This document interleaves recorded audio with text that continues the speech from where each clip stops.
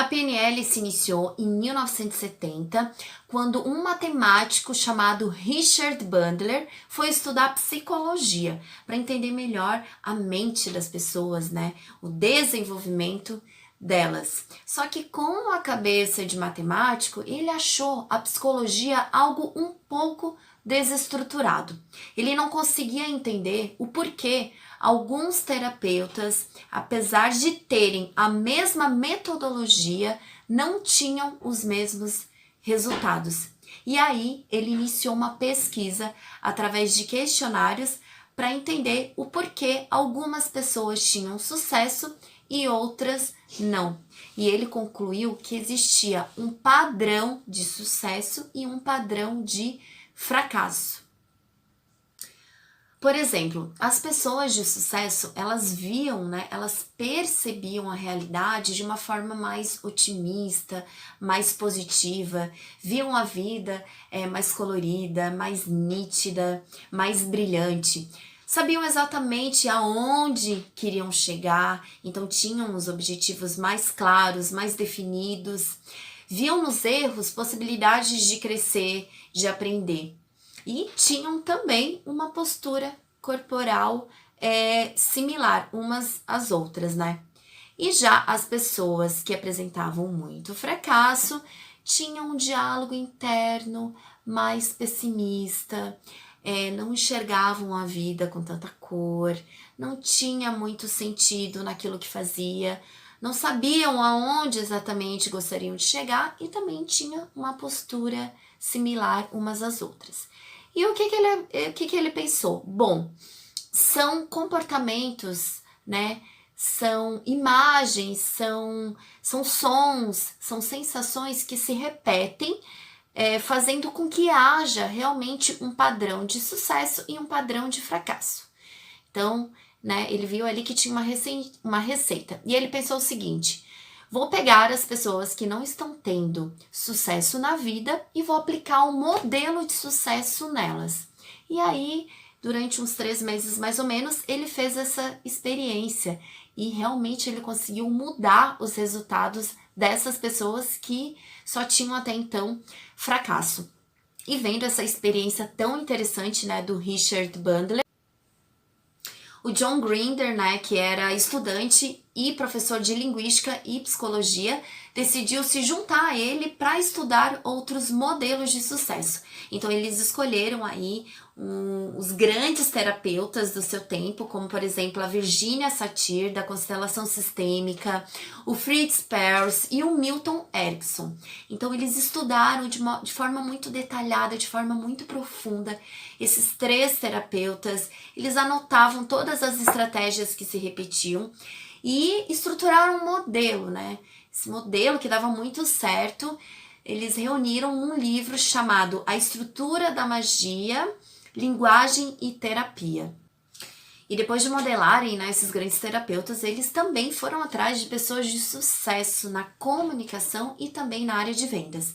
Então, a programação neurolinguística surgiu a partir desse questionamento, como terapeutas, né, de sucesso, que tinham resultados magníficos, né, tinham essa comunicação tão eficiente, tão clara, né, com seus pacientes, de forma a conseguir os resultados terapêuticos propostos na sessão, né, proposto pela metodologia. Então, a gente pode definir a PNL como o estudo da excelência humana, né? O estudo de como a gente pode identificar e reprogramar padrões à nossa escolha, a nosso favor, saindo de automatismos, sendo quem a gente gostaria de ser e tendo os resultados que nós gostaríamos de ter.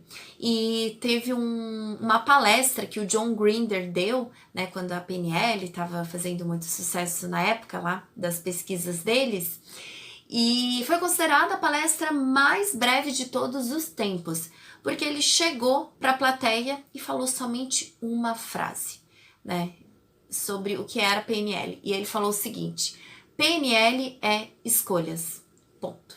E aí saiu.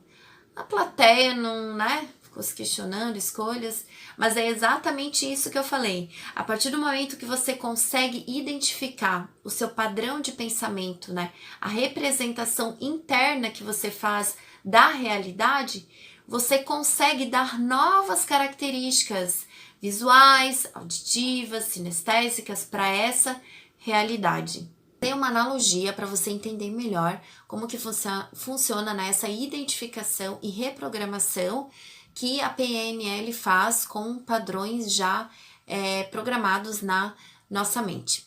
Imagina o seguinte, que o cérebro é um computador e eu tenho um computador de tal marca e fulano vai ter também o computador de tal marca.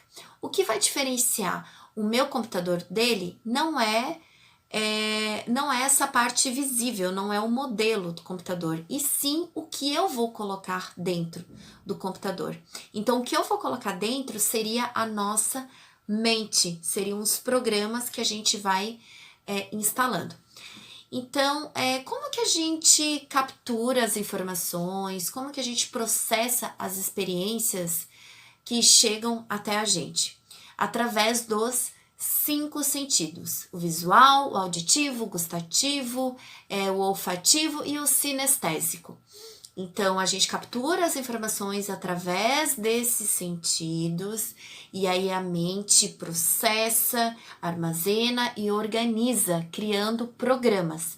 Então, todos nós já temos vários programas instalados na nossa mente e aí quando a gente, por exemplo, vamos lá, se eu falar para vocês, isso aqui é um carro, vocês vão dizer, não, isso aqui não é um carro, isso aqui é um grampeador.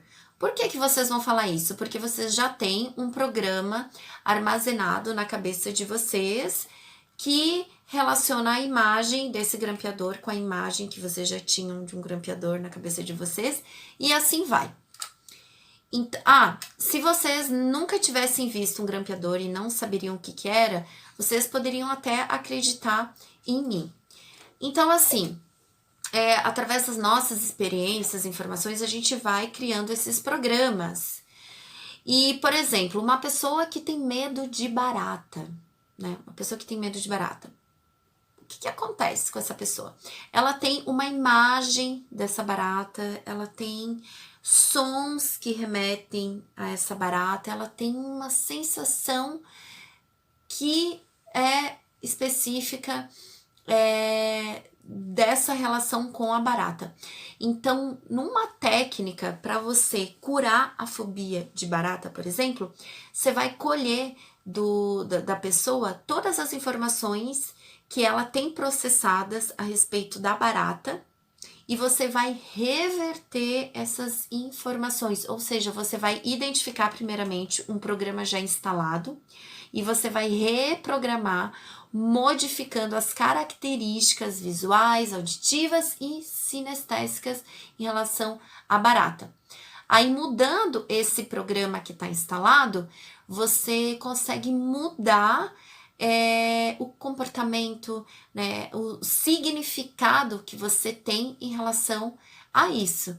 Então, se eu conseguir te convencer através dessa reprogramação que a barata é algo inofensivo, algo até fofinho, você vai realmente começar a acreditar nisso e a sua atitude, né, diante da barata não vai ser mais de uma pessoa com medo, uma pessoa escandalosa. Então, se você tem problemas com a barata, né, que foi o exemplo que eu citei, você não está lidando diretamente com ela, e sim com a programação que você fez em relação a ela. Por isso, o que você já viveu, o que já aconteceu contigo, pouco vai importar. O que vai importar mesmo é como a mente registrou e organizou essas informações advindas, né, do que aconteceu com você através dos 5 sentidos. Então, quando o John Grinder fala lá que PNL é escolhas, é isso, é porque você, a partir do momento que você consegue identificar esses programas que estão desatualizados e consegue atualizá-los, você sim tem a escolha de viver quem realmente você gostaria de ser. E em que a PNL pode ajudar, né? A PNL, ela pode curar fobias, como foi o meu caso. Eu tinha uma fobia de altura, eu não conseguia nem subir e descer a escada rolante, eu passava muito mal. E aí, no curso que eu fiz, né, na formação de programadora neurolinguística, eu pedi para o professor fazer o exercício comigo. Então, foi uma técnica simples de 15 minutos e realmente conseguiu mudar toda a representação interna que eu tinha em relação à altura. Então, cura de fobia, cura de vícios, de compulsão, de conflitos internos muito grandes, né? Que faz com que a gente, às vezes, não consiga tomar uma decisão, fique inerte. Para melhorar a aprendizagem, para melhorar a comunicação, os relacionamentos. Enfim, a PNL, ela é fantástica porque ela realmente consegue te dar esse poder, né, de você mudar a realidade que você está vivendo para viver a realidade que você quer.